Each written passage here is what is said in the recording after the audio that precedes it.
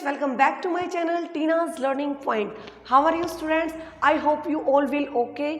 तो students last video में हमने देखा था कि जो मात्रा होती है फोनिक साउंड के हिसाब से वहाँ कौन सी लगाई जाती है। जैसे आ की मात्रा के लिए ए का यूज होता है, छोटी ई के लिए आई का यूज होता है, बड़ी ई के लिए डबल ई का यूज होता है। आपने अगर वो लर्न कर लिया है या मेरी वो लास्ट वीडियो नहीं देखी है तो प्लीज जाके देखना। उस वीडियो के हिसाब से अब हम इनमें 12 कड़ी में इनको सेट करेंगे, पता करेंगे कि कै के लिए इंग्लिश का कौन सा अल्फाबेट यूज होता है, खे के लिए कौन सा होता है। अगर हम ये सारे लर्न कर लेते हैं तो एक्चुअली इंग्लिश रीडिंग इतनी आसान हो जाती है कि आप सोच भी नहीं सकते। अगर ये सब आपको लर्न हो जाते हैं, ये एक बार समझने की बात है। अगर आपने बिल्कुल अच्छे से समझ लिया तो बिल्कुल आसान है, आप कोई भी सेंटेंस कोई भी वर्ड बिल्कुल आसानी से पढ़ सकते हैं इसके हिसाब से। और जो ये जैसे फोनिक साउंड होते हैं, जैसे क का के होता है, फोनिक साउंड भी इनके सेम होते हैं। न का एन होता है, र का आर होता है। ये फोनिक साउंड के हिसाब से आपको पता चल जाएगा। देखो अब इनमें सेट करते हैं, जो कल हमने मात्राएं सीखी थी वो इसमें हम सेट करते हैं। देखो जैसे क का इंग्लिश में होता है के, क इंग्लिश में के होता है, ठीक है। अब आ गया का के और फिर इसका मात्रा का ए का, ठीक है। अब ये हो गया के, छोटी की मात्रा थी तो हमने याद किया था आई, ठीक है, की। अब आ गया की, देखो की कू फोनिक साउंड है, जो लंबे होते हैं थोड़े वहां पे बड़ी मात्रा आती है और जो छोटे साउंड वाले होते हैं वहां पे छोटी मात्रा का यूज होता है, ठीक है। अब यहाँ पे आ गया के और बड़ी की मात्रा है तो डबल ई, ठीक है। अब के छोटे u की मात्रा है तो आपका यू।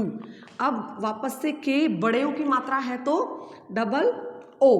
अब आ गया के, ठीक है, ई की मात्रा है तो ये, ठीक है, ए की मात्रा है तो ई, ठीक है। अब आई, ठीक है, अब के ए आई के लिए ए आई था ना। अब आ गया को ओ, बोल के ही देखो, फोनिक से ही पता चल रहा है, के ओ। औ के औ ए यू, औ ए यू। अब कऊ, के ए एन, कम।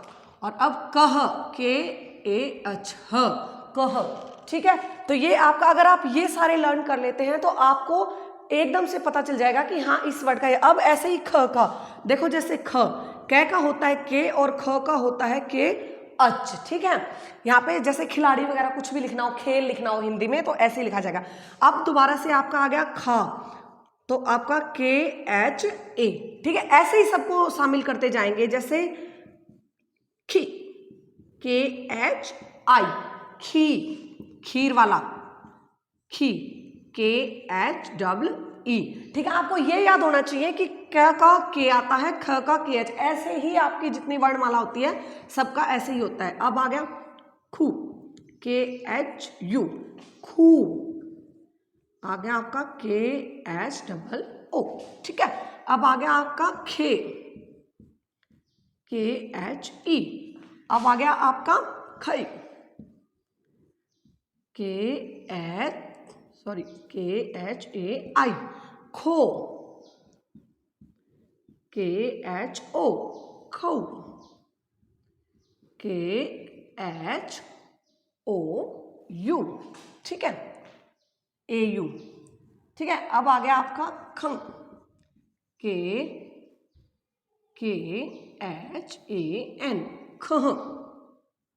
आपका आ गया तो के एच ए एच, ख, ठीक है। ऐसे ही ग का जी।